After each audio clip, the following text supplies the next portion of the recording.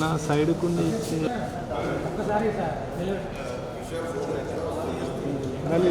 అలా వస్తుంది.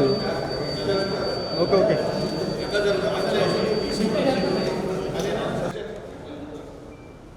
सर इधर देखिए सर. हाँ ओके सर.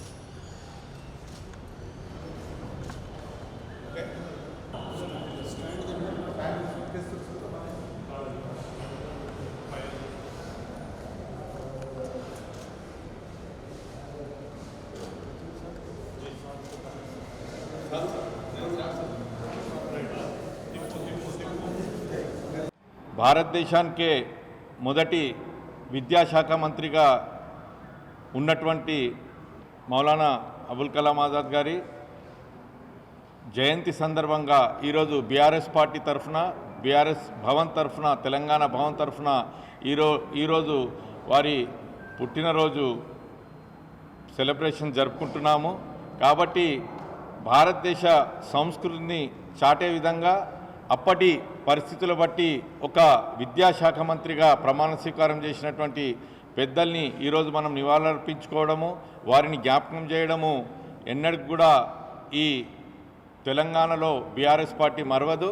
కాబట్టి ఇటువంటి మహనీయులందరినీ జ్ఞాపకం చేసుకుంటూ ఇదే విధంగా ఈరోజు ఉన్న పిల్లల్లో స్ఫూర్తిని నింపడానికి ఈ కార్యక్రమాన్ని చేపట్టినందుకు మన చంద్రశేఖరరావు సార్ గారికి, అదేవిధంగా మన మాజీ హోంమంత్రులు ఉప ముఖ్యమంత్రి మహమూద్ అలీ సార్ గారికి, ఈ విధంగా అందరూ పాల్గొన్నటువంటి ఇంతియాజ్ గారు కానీ, మన మాజీ ఎమ్మెల్యే గారు కానీ, యాదవ్ సార్ కానీ, అదేవిధంగా మన రావుల చంద్రశేఖర్ రెడ్డి సార్ కానీ ఈరోజు అందరూ పాల్గొన్నందుకు అభినందనలు చెప్తూ, ఇలాగే పెద్దలను మహనీయులను స్మరిస్తూ ముందుకెళ్లాలని మా నాయకులు పెద్దలు కేసీఆర్ గారు సూచిస్తారు. కాబట్టి ఈ విధమైన గంగా జమున తహజీబ్ని పాటించే ఏదైనా పార్టీ ఉన్నదంటే బీఆర్ఎస్ పార్టీ.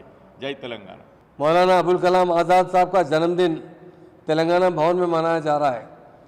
मौलाना अबुल कलाम आज़ाद साहब 1888 में मक्के में पैदा हुए और उसके बाद जो बड़े हुए, कम उम्र में वो हिंदुस्तान आकर यहाँ आज़ादी की तहरीक में शामिल हुए और उन्होंने क़लम के ज़रिए बहुत बड़ी तहरीक लाई।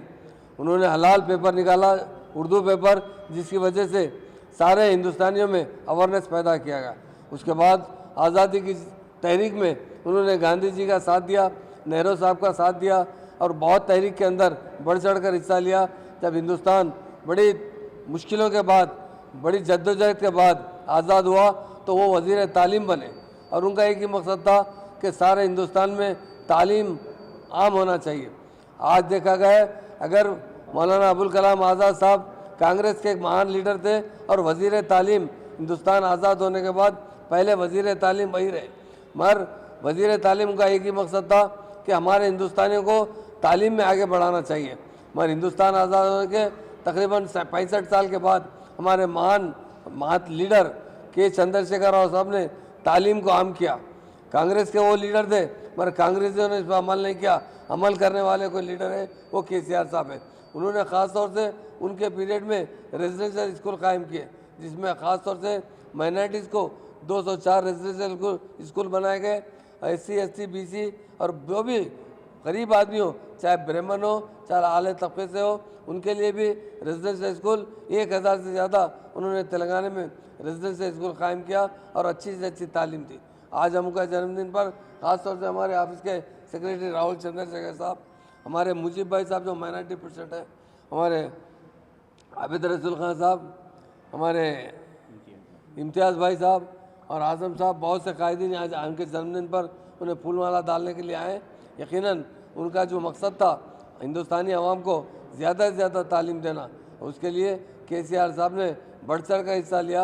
ज़्यादा से ज़्यादा तमाम लोगों को, चाहे वो आला ज़ात के हो या अदर दूसरे कम्युनिटीज़ के हो, उन तमाम लोगों को अच्छी से अच्छी तालीम देकर काबिल बनाने की केसीआर साहब ने कोशिश की। उसके लिए हम उनका बहुत दिल की गहराई से शुक्रिया अदा करते हैं।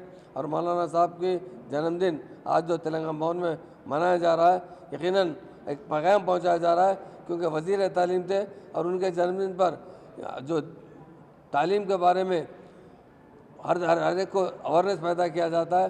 उसके लिए हम हुकूमत का और ख़ास तौर से सबसे ज़्यादा हमारे चीफ मिनिस्टर, साबिक़ा चीफ मिनिस्टर KCR साहब का हम दिल की गहराइयों से शुक्रिया अदा करते हैं। उन्होंने अब्दुल कलाम आज़ाद साहब ने जिस तरह तालीम पर तवज्जो दी, वही तवज्जो KCR साहब ने देकर तेलंगाना के आवाम को, बच्चों को अच्छी से अच्छी तालीम दी। उनके जन्मदिन पर सारे लोगों का मुबारकबाद देते शुक्रिया अदा करते हैं।